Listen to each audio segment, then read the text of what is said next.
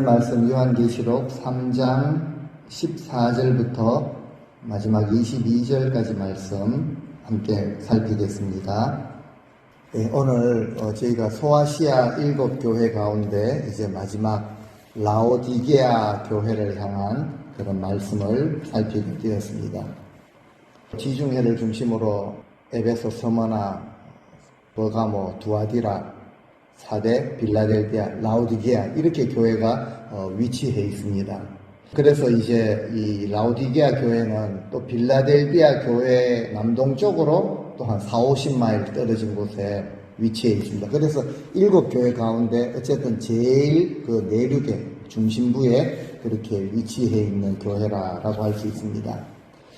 가장 구석에 이렇게 중심에 이렇게 있으니 잘 알려지지 않을 수도 있는데 요즘 고고학이 발달하다 보니까 이미 살핀 교회들도 고고학 자료들에 의해서 많이 사실들이 발견이 되죠.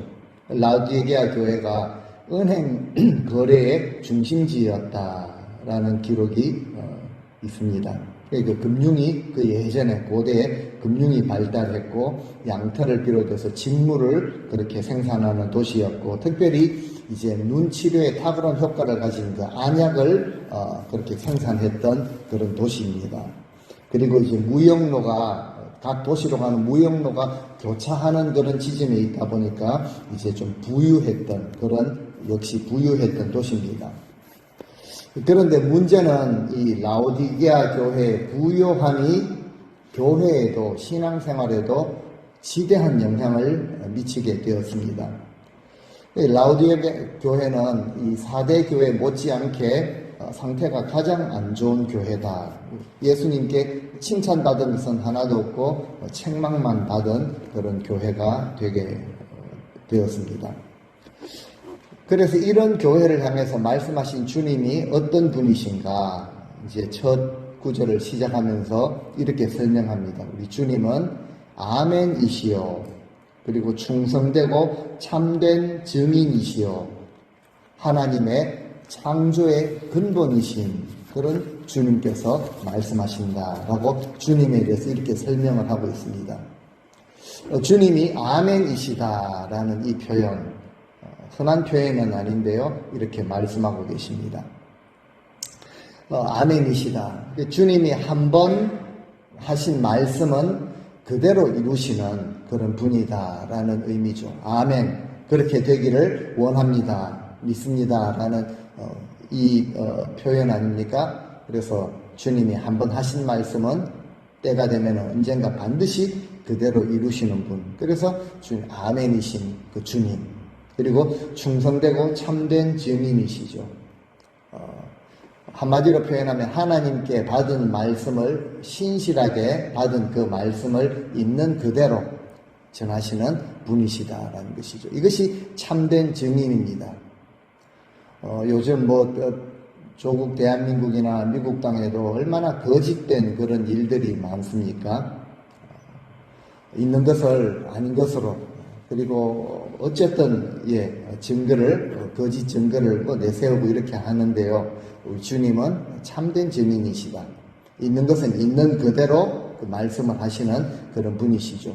주실 것은 그대로 주시고 벌하실 것은 그대로 말씀하시는 그런 분이시다. 그리고 창조의 근본이시다라고 말합니다. The ruler of God's creation. 하나님이 창조하신 모든 것의 진정한 룰러가 되신다. 지배자가 되신다. 모든 것을 섭리하시고 주관하시고 다스려 나가시는 분이 말씀을 하십니다. 하늘과 땅의 모든 권세, 모든 것을 가지신 주님께서 이제 그대로 증거하시는, 신실하게 증거하시는 분께서 라오디게아 교회를 향해서 어떤 말씀을 하시는가? 15절, 16절 우리 한 번 더 읽어보시겠습니다. 같이 읽습니다. 내가 네 행위를 아노니 네가 차지도 아니하고 뜨겁지도 아니하도다. 네가 차든지 뜨겁든지 하기를 원하노라. 네가 이같이 미지근하여 뜨겁지도 아니하고 차지도 아니하니 내 입에서 너를 토하여 버리리라. 주님이 이 책망을 하시는데 좀 책망하시는 내용이 좀 충격적입니다. 왜 그렇습니까? 무슨 구절 때문에 그렇습니까? 교회를 향해서 내 입에서 너를 토하여 버리리라. 이 말은 함부로 할 수 있는 말은 아니죠. 우리가 사람들에게 이렇게 그냥 할 수 있는 말이 아닙니다. 근데 주님께서 이 라오디게아 교회를 향해서 입에서 내가 너를 뱉어 버리리라, 토하여 버리리라 라고 이렇게 말씀을 하십니다. 뭐 이렇게 말씀하시는 것만 볼 때 굉장히 좋지 않은 그런 모습이 있다라는 것을 그냥 우리가 생각을 해볼 수 있겠습니다. 도대체 라오디게아 교회가 뭘 했길래 무슨 이유로 주님께 이런 책망을 받을까요? 왜 이렇게 주님께서 좀 심할 정도로 교회를 향해서 이렇게까지 말씀을 하실 정도로 책망을 받는가? 바로 그 다음 절에 나와 있는데요. 결국 주님이 그들의 행위에 대해서 그렇게 말씀을 하십니다. 어떤 특별한 나쁜 사악한 굉장한 그런 어떤 행위를 나쁜 행위를 저질렀는가? 그렇지 않고 그냥 미지근했다라는 것이죠. 행위가 뭐 특별한 그런 것은 없는 것 같습니다. 그런데 이것이 주님께 이렇게 싫어하실 정도로 비쳤는가라고 생각을 또 해보게 됩니다. 내가 네 행위를 아노니라고 이제 그 다음 절에 말씀을 하고 계시죠. 이 말씀을 우리가 들을 때마다 반문이 생깁니다. 아니, 주님 믿는 그 믿음으로 구원을 얻는 것 아닙니까? 맞습니다. 진리입니다. 오직 믿음으로 구원을 얻는 것이죠. 근데 주님은 그 사람의 믿음을 보시는 분이십니다. 그런데 주님께서 왜 이렇게 말씀을 하시는가? 믿음을 가지고 신앙생활을 한다고 하는 그 교회를 향해서 왜 이렇게 말씀을 하시는가? 좀 신기한 사실, 아니죠. 어쩌면 당연한 사실인데요. 진짜 그 사람이 가지고 있는 그 믿음은 어떤 행위로 나타나든지 반드시 그 행위로 드러나게 되어 있습니다. 이것이 신기한 일이기도 하고 지극히 당연한 일이기도 합니다. 행위는 그 한 사람 한 사람의 영적 상태에 따라 나타나는 열매이기 때문에 그렇습니다. 행위를 통해 그들의 영적인 그 실상을 알 수 있다라는 것이죠. 주님이 그렇게 말씀을 하셨습니다. 좋은 나무에서 나쁜 열매 내줄 수가 없다. 그리고 나쁜 나무인데 좋은 열매 맺는 법이 없다라고 주님이 말씀을 하셨습니다.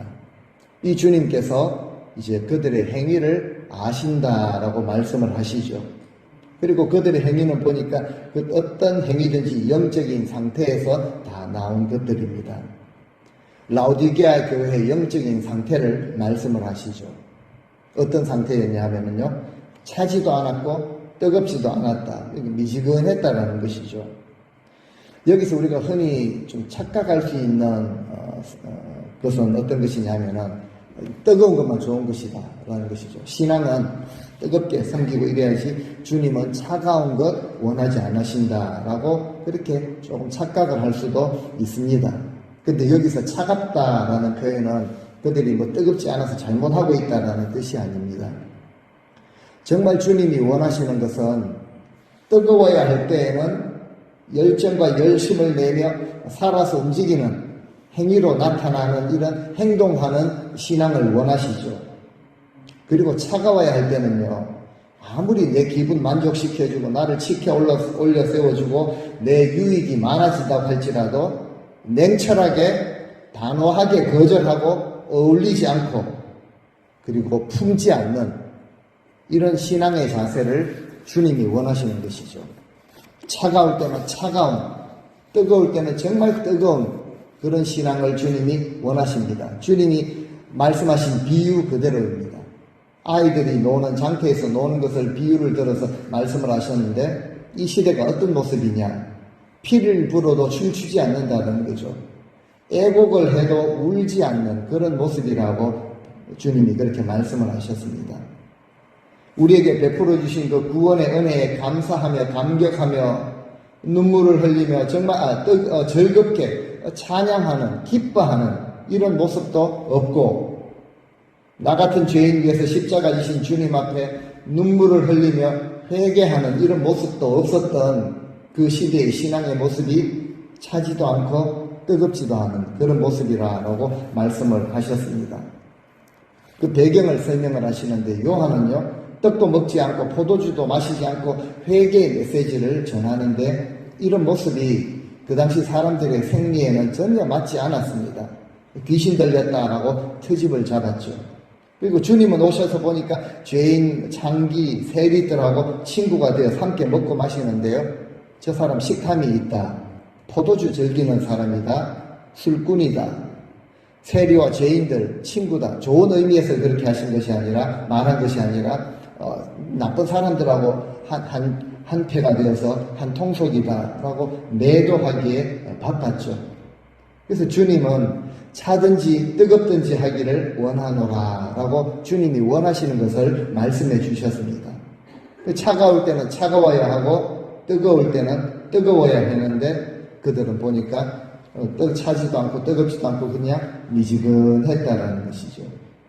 이것이 라오디게아 도시의 그 특징을 알면은 이 말씀을 조금 더 우리가 더 잘 이해를 할 수 있는데요.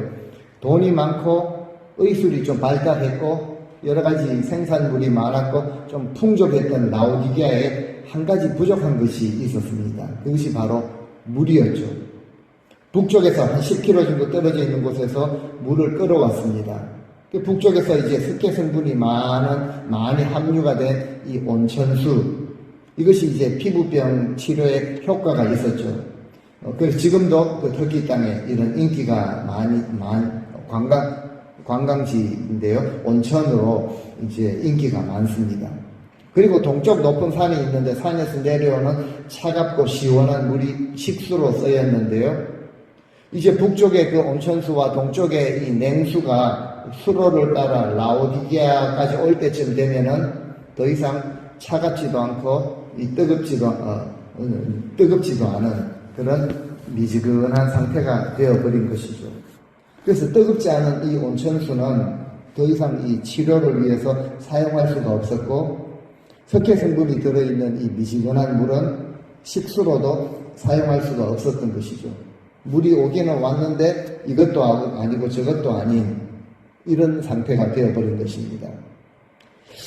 비유를 들자면 아주 무더운 여름 날씨에 일을 하다가 목이 마르지 않습니까?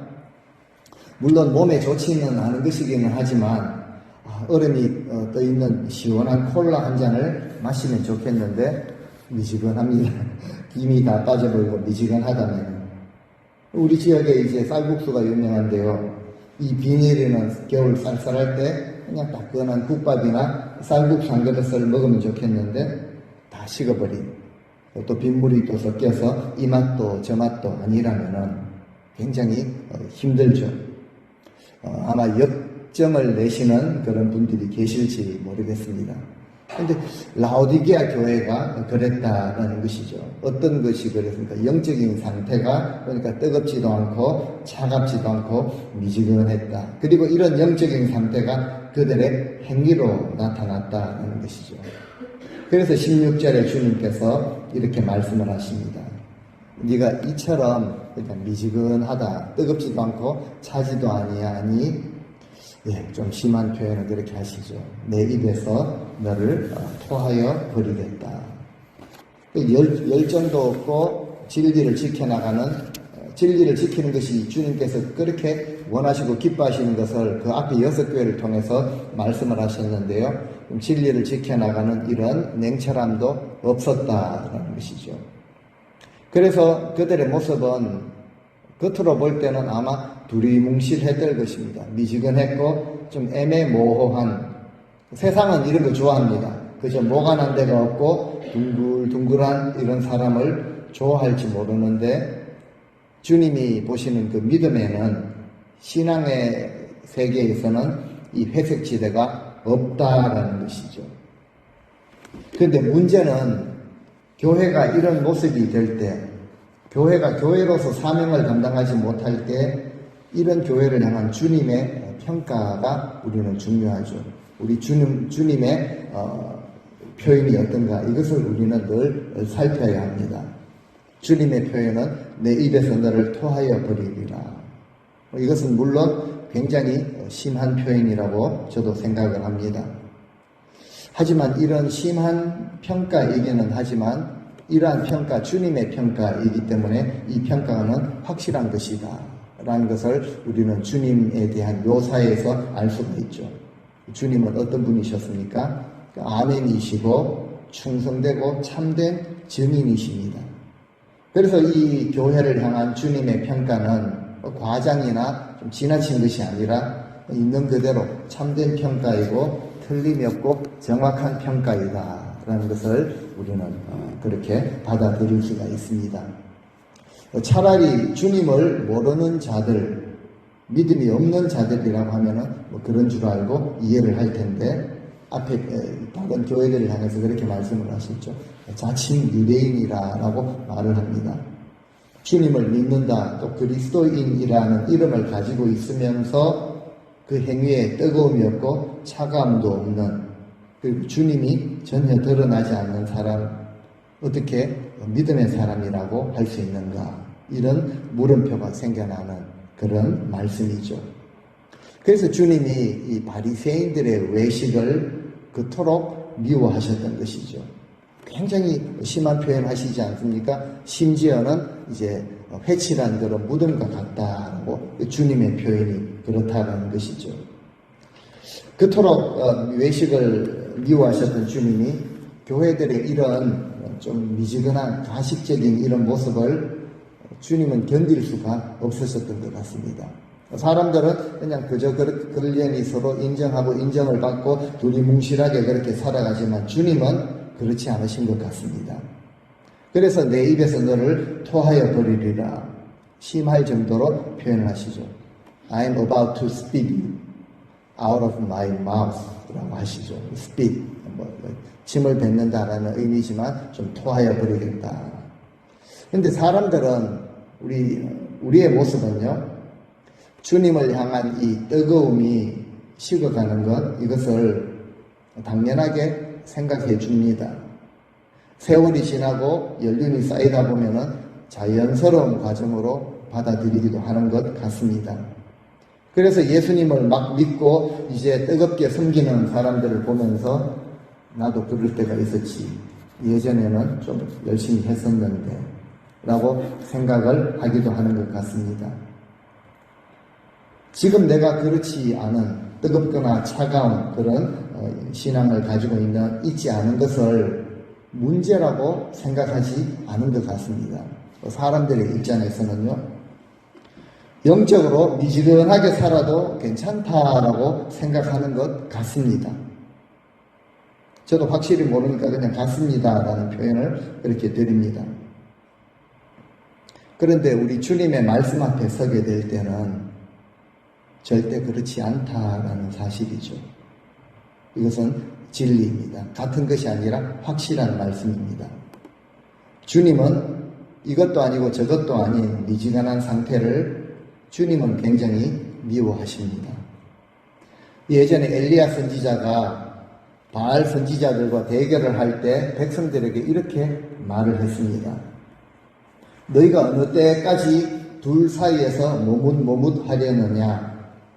여호와가 만일 하나님이면 그를 따르고 바알이 만일 하나님이면 그를 따를지니라. 그러니까 우리가 섬길 대상을 확실히 정하고 확실하게 따라야 한다라는 것이죠.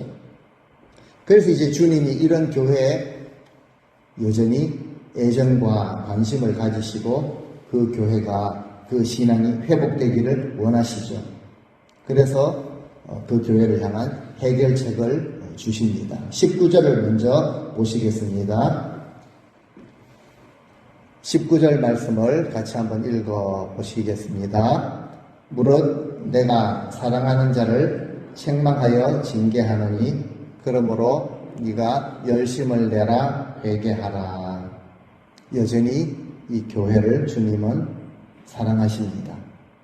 그래서 책망을 주시는 것이죠. 해결책을 주십니다. 책망을 하시지만 이것은 주님의 사랑에서 나오는 것이다 라는 것을 보여주시죠.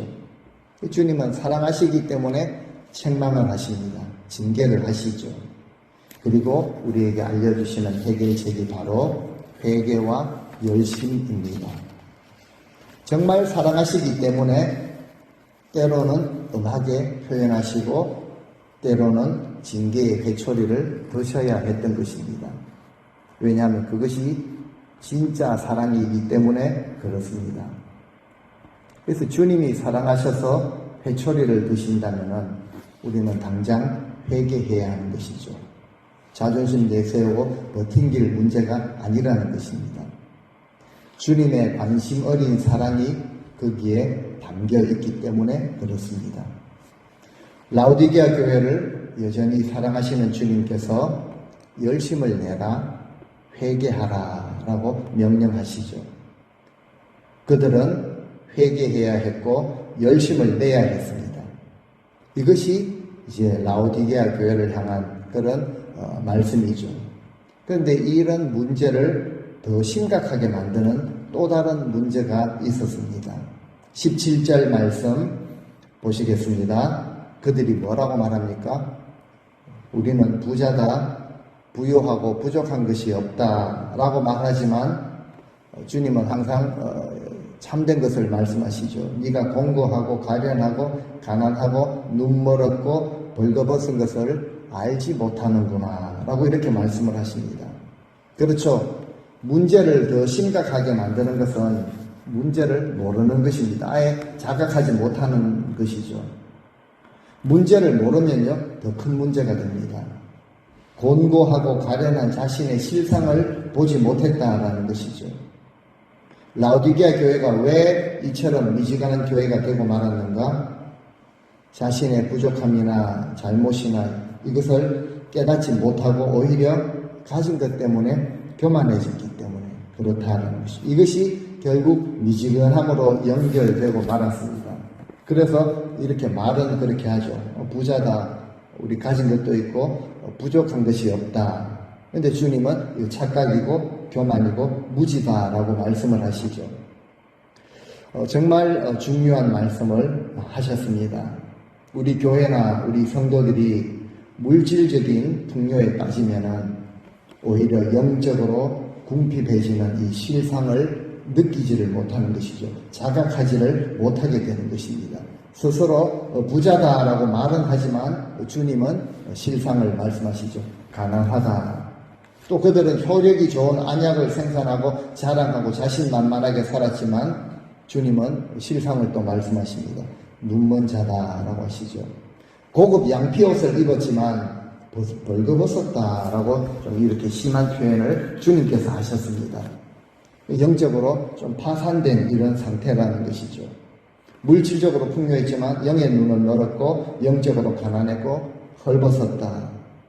이처럼 자기 만족과 착각에 빠져있는 무지한 교회였는데 주님은 이런 교회를 사랑하셔서 문제를 해결할 수 있도록 주님이 친히 방법을 알려주시죠. 18절 말씀입니다. 우리 같이 한번 중요한 우리 주님의 말씀이십니다. 같이 읽겠습니다. 그러므로 내가 네게 엄히 충고한다. 흰 옷을 사서 입어 벌거벗은 수치를 보이지 않게 하고 안약을 사서 눈에 발라 보게 하라. 쉬운 성경 표현이 이렇게 되어 있습니다. 그러므로 내가 네게 엄히 충고한다. 네가 정말로 부자가 되려거든 불로 정련된 순금을 내게서 사라. 또 너의 벌거벗은 수치를 가려서 드러내지 않으려거든 내게서 흰옷을 사서 입어라. 또 네가 눈을 떠서 보기를 원한다면 내게서 안약을 사서 네 눈에 발라라. 이렇게 말씀을 하시죠. 주님은 우리에게 영원한 것, 가치 있는 것, 귀하고 소중한 것을 주시기를 원하시는 분이신데 이것을 세 가지로 표현합니다. 불로 연단한 그런 순금이라고 하시고 그리고 흰옷이라고 말씀을 하시고 안약이라고 그렇게 말씀을 하시는데 보니까 이 교회에게 꼭 정말로 필요했던 그 성도들에게 절실히 필요로 했던 것을 주님은 말씀을 하십니다. 그리고 공통점이 뭐냐면은 이런 것들을 나에게서 사라라고 하시죠. 영적으로 이 파산이 되고 가난하고 헐벗은 이런 눈이 멀어 있는 것을 우리는 주님께 가서 이것을 해결을 받아야 한다는 것이죠. 그들이 자신의 영적인 실상을 바로 알고 주님께 돌이킬 때 그 문제가 해결될 수 있다라는 이 원리를 보여주고 계십니다. 그래서 주님은 지상에서 사역을 하실 때 이런 말씀을 하셨죠. 누구든지 목마르거든 내게로 와서 마시라 라고 하신 것입니다.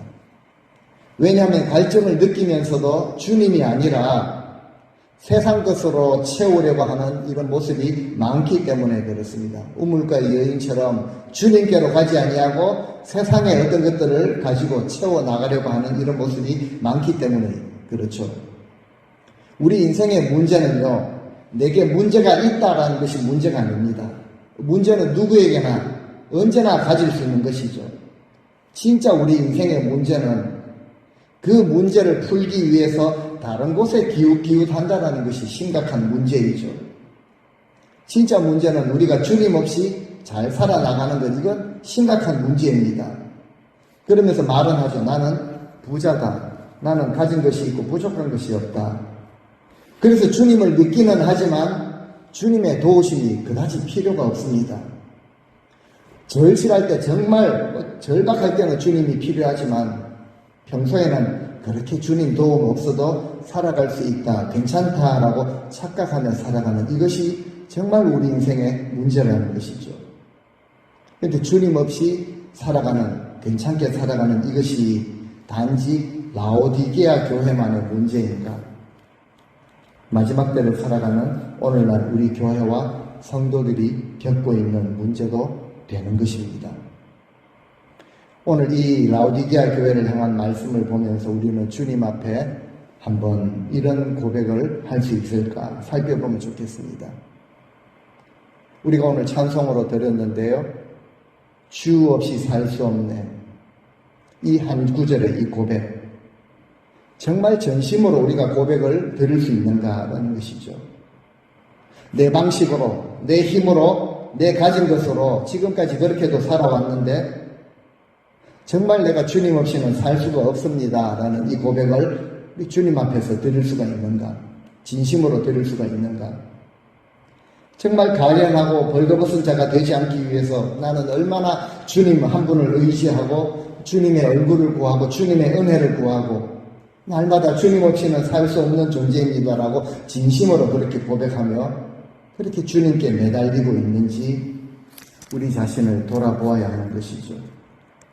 이런 뜨거움과 간절함과 열정이 다 식어버린 이런 시대를 살아가고 있는 우리, 다른 사람 볼 것이 아니라 나 자신은 지금 주님 앞에서 어떤 모습으로 살아가고 있는가? 정말 열심을 내라라고 그렇게 말씀을 하시는데 열심을 품고 주님을 섬기는가? 주님을 향해 뜨겁게 달려가고 있는가? 아니면 우리가 너무나도 풍요롭고 지금 안전한 그 현실에 지금 안주를 하고 적당하게 힘들지 않을 만큼 미지근하게 살아가고 있는 것은 아닌지, 혹시라도 이런 모습이 우리에게 조금이라도 있다면 다시 한번 우리 19절 말씀을 우리가 받아야 합니다. 어떻게 말씀을 하십니까? 사랑하는 자이기 때문에 주님께서 책망하시고 징계를 하시는 것이죠. 사랑하시지 않는다면요, 괜찮다, 그냥 그렇게 살아가도록 내버려 두시죠. 사랑하시는 자에게 주시는 책망의 말씀입니다. 네가 열심을 내라, 회개하라 라고 하십니다.